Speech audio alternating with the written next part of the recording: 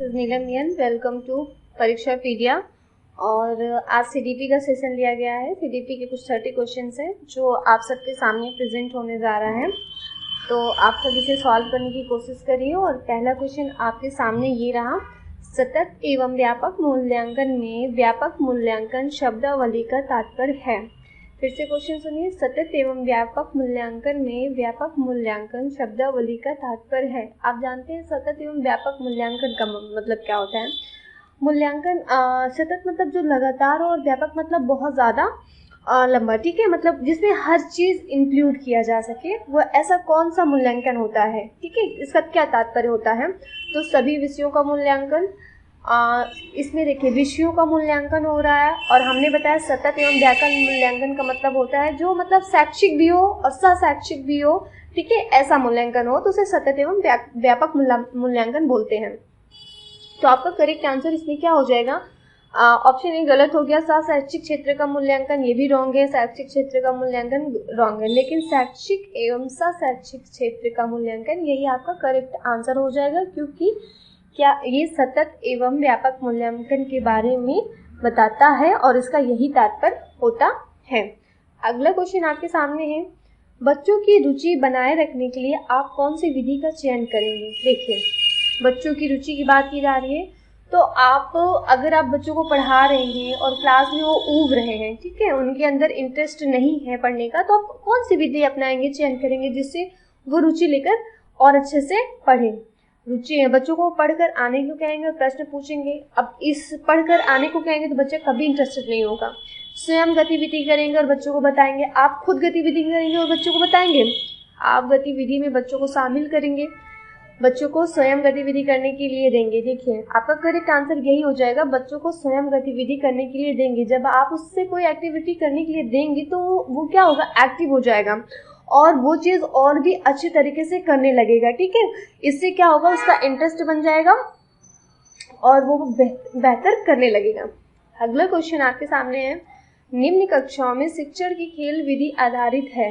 देखिए पहला हो जाएगा शारीरिक शिक्षक कार्यक्रमों के सिद्धांत पर, शिक्षण की विधियों के सिद्धांत पर, विकास एवं वृद्धि के मनोवैज्ञानिक सिद्धांत पर, शिक्षण के सामाजिक सिद्धांतों पर। तो आपका करेक्ट आंसर क्या हो जाएगा, बताइए। इसका करेक्ट आंसर हो जाएगा विकास एवं वृद्धि के मनोवैज्ञानिक सिद्धांत पर। क्यों, क्योंकि शिक्षण की खेल विधि जरूरी नहीं है कि खेल करेंगे तो आपका शारीरिक शिक्षा कार्यक्रम के सिद्धांत होगा। खेल से क्या होता है, हमारा डेवलपमेंट होता है, हमारी वृद्धि भी होती है, जो एक मनोवैज्ञानिक सिद्धांत पर आधारित है। तो इसीलिए आपका करेक्ट आंसर क्या हो जाएगा, विकास एवं वृद्धि के मनोवैज्ञानिक सिद्धांत पर, ठीक है। अगला क्वेश्चन है, बच्चों में से कौन सा बुद्धिमान बच्चों के लक्षण नहीं है। अब पूछा गया बुद्धिमान बच्चे के लक्षण नहीं है, तो देखिए वह जो लंबे निबंधों को बहुत जल्दी रटने की क्षमता रखता है। तो आगे आपको बढ़ने की जरूरत भी नहीं है, आप जानते हैं रटना सीटेट का एक नेगेटिव पॉइंट है। मैं बार बार आपको ऐसे शब्दों से अवगत कराती रहती हूँ कि रटना, केवल, ये सब शब्द क्या है, सीटेट का नेगेटिव पॉइंट है। तो ये आपका रॉन्ग आंसर हो जाएगा, ठीक है। नहीं पूछा है तो ऑप्शन नंबर आपका क्या सही हो जाएगा, ए। बाकी सारे सही हो जाएंगे। मूर्त रूप से सोचना, परिवेश में स्वयं को समायोजित करना, बिल्कुल ये सब सही है, लेकिन बस यही रॉन्ग हो जाएगा, बहुत जल्दी रटने की क्षमता रखता है, रटना गलत है, ठीक है। समझकर हमेशा बच्चों को पढ़ाना चाहिए।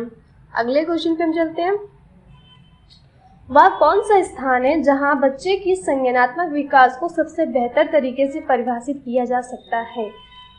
क्या आप जानते हैं कि संज्ञानात्मक विकास की बात हो रही है, ऐसी कौन सी जगह है जहाँ पे बच्चे को नॉलेज ऑफ डेवलपमेंट बहुत बेहतरीन तरीके से हम उसको डिफाइन कर सकते हैं। तो वो है आपका खेल का मैदान, विद्यालय कक्षा पर्यावरण, सभासागर या फिर घर।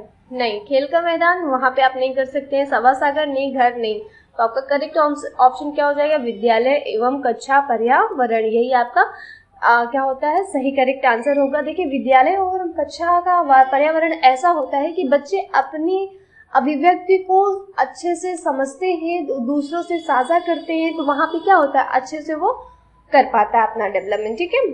अगला क्वेश्चन है, वाइगोत्स्की ने बाल विकास के बारे में कहा है कि, अब वाइगोत्स्की की बात आती है तो हमने आपको बताया है कि जहाँ पे सामाजिक चीजें जोड़ दी जाती है तो वहाँ पे वाइगोत्स्की समझ लीजिए होते हैं। देखिए या संस्कृति के आनुवंशिक के कारण होता है, गलत, या सामाजिक अंतःक्रियाओं के कारण होता है। तो आपका देखिए अभी मैंने सोशल की बात की है, तो आपका यही ऑप्शन क्या हो जाएगा सही, या सामाजिक अंतःक्रियाओं के कारण होता है।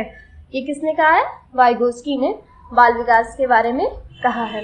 अगले क्वेश्चन पे चलते हैं। बच्चे का मूल्यांकन होना चाहिए कहाँ, कैसे होना चाहिए बताइए। बोर्ड परीक्षा द्वारा, गृह परीक्षा द्वारा, लिखित एवं मौखिक परीक्षा, सतत एवं व्यापक मूल्यांकन। इसका आंसर आई थिंक आप बहुत अच्छे समझ गए कि सतत एवं व्यापक मूल्यांकन होना चाहिए। देखिए बच्चे का मूल्यांकन आप लगातार करते हैं, हर एक रोज करते हैं, अच्छे तरीके से करते हैं, तो उसमें जो भी कमियां हैं आप डेली बताओगे तो उसमें सुधार आएगा। अगर आप वही चीज़ 1 महीने बाद, 6 महीने बाद, 6 महीने बाद आप लिख के एग्जाम लोगे तो उसका मूल्यांकन करोगी तो क्या उसके अंदर इम्प्रूवमेंट कितना आएगा, है ना। तो सतत एवं व्यापक मूल्यांकन आपका करेक्ट आंसर होगा। अगला क्वेश्चन है, निम्न में कौन सी विशेषता आंतरिक रूप से अभिप्रेरित बच्चों के लिए सही नहीं है। देखिए ऑप्शन हो जाएगा, वे चुनौतीपूर्ण कार्य पसंद करते हैं, वे हमेशा सफल होते हैं, वे कार्य के समय आनंद अनुभव करते हैं, वे कठिन कार्यों में उच्च स्तर की ऊर्जा प्राप्त करते हैं। तो आपका आंसर हो जाएगा वे सफल होते हैं। ये अभी सही नहीं पूछा गया, क्या बच्चा जरूरी है कि हमेशा हर जो कार्य करे उसमें सफल हो जाए एक बार में, नहीं। अगर जब वो सफल नहीं होता तभी तो अपनी गलतियों से सीखता है। थार्नडाइक का आपने एक नियम पढ़ा होगा, प्रयास एवं त्रुटि का नियम, कि इंसान प्रयास करता है तो त्रुटि करता है, फिर उसके बाद ही उसको नॉलेज होता है, ठीक है। तो जरूरी नहीं कि बच्चा हमेशा सफल हो, ठीक है। अगला क्वेश्चन है, किशोरावस्था में संवेगों की तीव्रता किस प्रकार प्रकट होती है। ऑप्शन है, प्रतिकूल पारिवारिक संबंध, व्यवसाय की समस्या, नई परिस्थिति के साथ संयोजन, उपयोग, सभी। देखिए किशोरावस्था की बात की गई तो आप जानते हैं किशोरावस्था में स्टैनले हॉल ने कहा यह बड़े संघर्ष, तनाव, तूफान की अवस्था होती है, ठीक है। और इसमें बालों को समायोजन करने में बहुत प्रॉब्लम होती है। प्रतिकूल पारिवारिक संबंध बिल्कुल, व्यवसाय की समस्या, हाँ ये तीनों ही सही होते हैं। व्यवसाय की समस्या जैसे किशोरावस्था में आप पहुंच गए तो आपको टेंशन होने लगती है, आपको फ्यूचर को लेके, कैरियर को लेके कि हाँ आगे आपका व्यवसाय क्या होगा, इन सब चीजों को लेके, कभी पारिवारिक संबंध को लेके हेडेक बना ही रहता है, तो सभी हो जाएगा, ठीक है। आपका करेक्ट आंसर हो जाएगा डी, उपरोक्त सभी। अगला क्वेश्चन है, बहिर्मुखी प्रवृत्ति के व्यक्ति होते हैं, बहिर्मुखी प्रवृत्ति के व्यक्ति होते हैं, कैसे होते हैं। देखिए 3 तरह के होते हैं, लेकिन मोस्टली हम लोग पढ़ते ही हैं बहिर्मुखी, अंतर्मुखी, ठीक है। तो बहिर्मुखी प्रवृत्ति के वो होते हैं जो खुले मिजाज के होते हैं, सबसे घुल मिल जाते हैं। और अंतर्मुखी के व्यक्ति ऐसे होते हैं आपस में ही वो किसी से मिलते जुलते नहीं है, मतलब एक कमरे में अपने आप को बंद करके रखना, खुद से इंटरटेन होते हैं, दूसरों से बातचीत नहीं करते, नजरें नहीं मिलाते, ये अंतर्मुखी वाले होते हैं। तो बहिर्मुखी की प्रवृत्ति क्या होते हैं, सामाजिक एवं मित्रपूर्ण व्यवहार के धनी होते हैं। यही आपका करेक्ट आंसर हो जाएगा, ठीक है। सामाजिक एवं मित्रपूर्ण व्यवहार के धनी होते हैं। अगले क्वेश्चन पे चलते हैं। सामाजिक पैमाने की विधि के अनुसार इनमें से सुपरस्टार वह होता है जिसे, अब सुपरस्टार जैसे सपोज दैट आप अमिताभ बच्चन का एग्जाम्पल ले लीजिए, वो कौन है, वो यही है ना, ज्यादातर लोगों द्वारा चयन किया जाता है, उन्हें लोगों के द्वारा चयन किया गया तभी तो वो सुपरस्टार बने, ऐसे थोड़ी ना बन गए हैं। तो आपका करेक्ट आंसर हो जाएगा ज्यादातर लोगों के द्वारा चयन किया जाता है। अगला क्वेश्चन, व्यक्तित्व के मूल्यांकन हेतु प्रयुक्त शब्द साहचर्य परीक्षण विधि का प्रयोग जुंग द्वारा किस वर्ष में किया गया है। जुंग की बात कर रहे हैं, ठीक है। जुंग ने किस वर्ष में किया है बताइए आप। 1910 में व्यक्तित्व का परीक्षण जुंग ने किया है। और जुंग के अनुसार व्यक्तित्व वही अंतर्मुखी, बहिर्मुखी, ये किसने बताया, ये जुंग के द्वारा ही बताया गया, ठीक है। अगला क्वेश्चन हम देखते हैं। भारत सरकार की कंप्यूटर आधारित अधिगम प्रक्रिया के माध्यम से छात्रों को सिखाने के लिए आईटी स्कूल योजना वर्ष में शुरू किया गया था। किस वर्ष में शुरू किया गया था बताइए, किस वर्ष में शुरू किया गया था। आपका करेक्ट आंसर हो जाएगा 2004। 2000 में शुरू किया गया था। अगला क्वेश्चन हो जाएगा, निम्न में से कौन सा विकासात्मक कार्य उत्तर बाल्यावस्था के उपर्युक्त नहीं है। निम्न में से कौन सा विकासात्मक कार्य उत्तर बाल्य के उपर्युक्त नहीं है। उत्तर बाल्य की बात की जा रही है तो सामान्य खेलों के लिए आवश्यक शारीरिक कुशलताएं सीखना, पुरुषोचित या स्त्रियोचित सामाजिक भूमिकाओं को प्राप्त करना, व्यक्तित्व अंतर्निर्भर प्राप्त करना, अपने हम उम्र बालकों के साथ सीखना। तो देखिए इसमें आपका करेक्ट हो जाएगा ऑप्शन नंबर बी करेक्ट हो जाएगा, पुरुषोचित या स्त्रियोचित सामाजिक भूमिकाओं को प्राप्त करना। ये इनमें से बाल्यावस्था में क्या है, वो सामान्य खेलों के अवसर, शारीरिक उजागर सीखता है, व्यक्तित्व आत्मनिर्भरता प्राप्त करता है, अपने उम्र के बालकों के साथ रहना भी सीखता है। लेकिन ऑप्शन नंबर बी वो नहीं जानता है। ठीक है, आपका करेक्ट ऑप्शन हो जाएगा ऑप्शन नंबर बी। अगला क्वेश्चन देखते हैं। अधिगम में प्रयत्न और बोल के सिद्धांत का प्रतिपादन किसने किया था? अभी मैंने बताया भी था कि थार्नडाइक ने प्रयास एवं त्रुटि का सिद्धांत दिया है। ठीक है, प्रयत्न और बोल का सिद्धांत भी थार्नडाइक ने दिया गया। इन्हें शिक्षा मनोविज्ञान का जनक भी कहा जाता है और इन्होंने मुख्य 3 सिद्धांत दिया है तथा 5 गौड़ सिद्धांत दिया है। तो सारी चीज़ें आपको याद होनी चाहिए। ऑप्शन आपका डी सही हो जाएगा। बढ़ते हैं अगले क्वेश्चन की तरफ। क्वेश्चन नंबर 16, किसके अतिरिक्त बुद्ध के निम्नलिखित पक्षों को स्टर्नबर्ग के त्रितंत्र सिद्धांत में संबोधित किया गया है? किसके अतिरिक्त? देखिए मतलब इनमें से कौन सा ऐसा ऑप्शन है जिसको स्टर्नबर्ग के त्रितंत्र सिद्धांत से संबोधित किया गया है, मतलब बाकी को उसको छोड़ के सबको किया गया है। तो सबसे पहले आप जानिए त्रितंत्र का सिद्धांत किसने दिया है। ये कई बार आ भी चुका है, ये इसका आंसर हो जाएगा। स्टर्नबर्ग ने त्रितंत्र का सिद्धांत दिया है और इसका जो करेक्ट ऑप्शन होगा सामाजिक हो जाएगा। बाकी सब है बट इसको छोड़ के। अगले क्वेश्चन की तरफ हम बढ़ते हैं। क्वेश्चन नंबर 17, एक क्रिकेट खिलाड़ी अपने गेंदबाजी के कौशल को विकसित कर लेता है पर यह उसके बल्लेबाजी के कौशल को प्रभावित नहीं करता है। इसे कहते हैं, क्या कहते हैं? इसे वही कहेंगे ना, शून्य प्रशिक्षण अंतरण कहते हैं। ठीक है, ये क्वेश्चन मैं पहले भी ले चुकी हूँ इसलिए इसमें एक्सप्लेनेशन नहीं दूंगी। आगे बढ़ते हैं हम अगले क्वेश्चन की तरफ। व्यक्ति एवं बुद्धि में वंशानुक्रम क्या भूमिका है? व्यक्ति एवं बुद्धि में वंशानुक्रम क्या भूमिका है? बस आप जान लीजिए नाम मात्र की भूमिका है और कोई भूमिका नहीं है। आगे देखते हैं। क्रियात्मक अनुसंधान का उद्देश्य है। क्रियात्मक अनुसंधान की बात की जा रही है। नवीन ज्ञान की खोज, ठीक है, वैशैक्षिक परिस्थितियों में व्यवहार विज्ञान का विकास, विद्यालय तथा कक्षा की शैक्षिक कार्य प्रणाली में सुधार लाना। तो इसका करेक्ट यही आंसर हो जाएगा। क्रियात्मक अनुसंधान का उद्देश्य क्या होता है? जब आप कोई चीज़ क्रिएटिव तरीके से करवाने की कोशिश करते हैं तो क्या होता है, विद्यालय तथा कक्षा की शैक्षिक कार्य प्रणाली में क्या होता है, सुधार होता है। वो और अच्छे से सीख कर और अच्छे तरीके से करना चाहता है। ठीक है, अगला देखते हैं 20, सबसे अधिक गहन और जटिल समाजीकरण होता है। समाजीकरण मतलब मैंने आपको बताया भी था क्या होता है।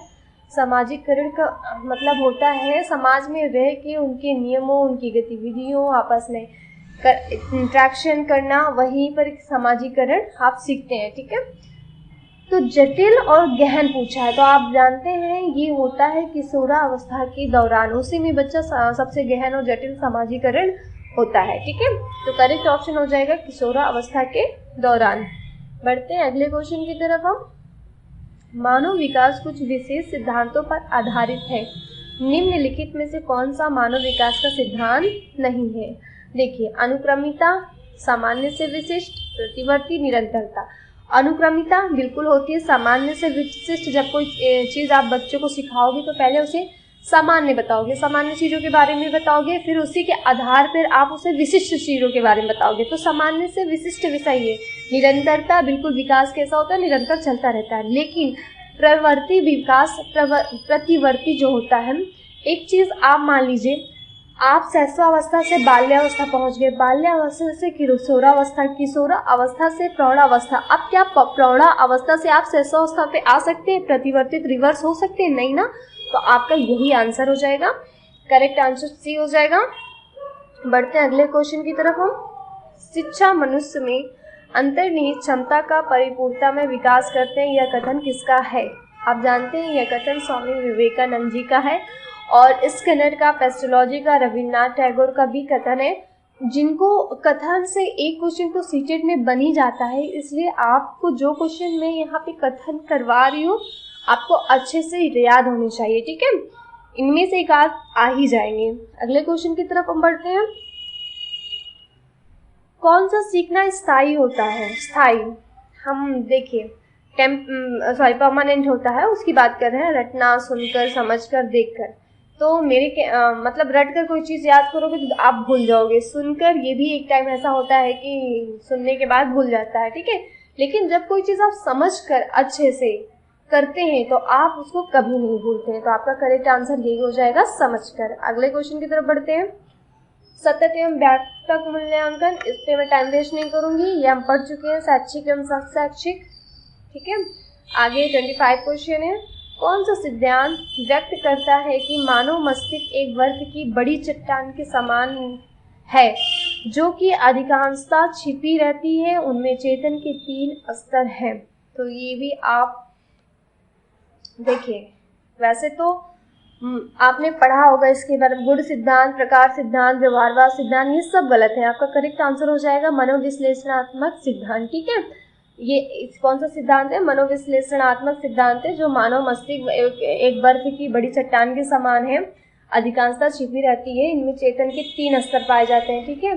तो कौन सा हो जाएगा? मनोविश्लेषणात्मक सिद्धांत है। और आपके लिए एक क्वेश्चन में छोड़ रही हूँ, आप ये बताइएगा कि मनोविश्लेषणात्मक सिद्धांत के जनक कौन है, ठीक है। कमेंट बॉक्स में ये लिख के जरूर बताइएगा कि मनोविश्लेषणात्मक सिद्धांत के जनक कौन है। बढ़ते हैं अगले क्वेश्चन की तरफ। जिस प्रक्रिया में व्यक्ति दूसरों के परिवार को देखकर सीखता है, न कि प्रत्यक्ष अनुभव से, उसे को क्या कहते हैं, ठीक है। व्यक्ति दूसरों के परिवार को देखकर सीखता है, न कि प्रत्यक्ष अनुभव से, उसे क्या कहेंगे? सामाजिक अधिगम, अनुबंधन, प्रायोगिक अधिगम, आकस्मिक अधिगम। बताइए आप करेक्ट आंसर क्या हो जाएगा? सामाजिक अधिगम। जब आप कोई चीज दूसरे से सीख रहे हैं, यानी आप किसी न किसी से तो सीख रहे हैं, और समाज में क्या होता है, इंसान एक दूसरे से ही तो सीखता है ना। तो आपका क्या हो जाएगा? कौन सा? सामाजिक अधिगम। अगला क्वेश्चन देखिए। मनोविज्ञान शिक्षा का आधारभूत सिद्धांत है। बहुत अच्छा क्वेश्चन है, ये किसने कहा है? मनोविज्ञान शिक्षा का आधारभूत सिद्धांत है, किसने कहा? स्किनर ने कहा। उसी तरह प्याजे ने क्या कहा है? बालक एक नन्हा वैज्ञानिक होता है। यह कथन किसका है? प्याजे का है। अगले क्वेश्चन की तरफ देखते हैं। बाल मनोविज्ञान के आधार पर कौन सा कथन सर्वोत्तम है? सारे बच्चे एक जैसे होते हैं, प्रत्येक बच्चा विशिष्ट होता है, कुछ बच्चे विशिष्ट होते हैं, कुछ बच्चे एक जैसे होते हैं। देखिए, सारे बच्चे तो एक जैसे नहीं होते हैं, ठीक है। प्रत्येक बच्चा विशिष्ट होता है, कुछ बच्चे एक जैसे होते हैं, नहीं, कुछ बच्चे विशिष्ट होते हैं। आगे बढ़ते हैं। व्यक्तित्व विकास की अवस्था है अधिगम एवं वृद्धि, व्यक्तित्व अध्ययन, उपचारात्मक अध्ययन, इनमें से कोई नहीं। तो व्यक्तित्व विकास की क्या होता है? अधिगम एवं वृद्धि से ही तो रिलेटेड है व्यक्तित्व का विकास, ठीक है। अगला क्वेश्चन देखते हैं। शैशव अवस्था की मुख्य विशेषता क्या नहीं है? शैशव अवस्था की पूछा है। सीखने की प्रक्रिया तीव्रता होती है, जिज्ञासा की प्रवृत्ति होती है, चिंतन प्रक्रिया, अनुकरण द्वारा सीखने की प्रवृत्ति। एक दिन मैंने क्लास लिया था, तो उसमें मैंने शैशवावस्था, बाल्यावस्था, किशोरावस्था के बारे में एक्सप्लेन भी किया था। तो आज आप बताइए, आपका ऑप्शन क्या हो जाएगा? चिंतन प्रक्रिया। ये शैशवावस्था में नहीं होती। बालक इतना छोटा होता है 0 से 6 आयु में, वो चिंतन प्रक्रिया नहीं कर पाता है। तो ये आपका करेक्ट आंसर हो जाएगा।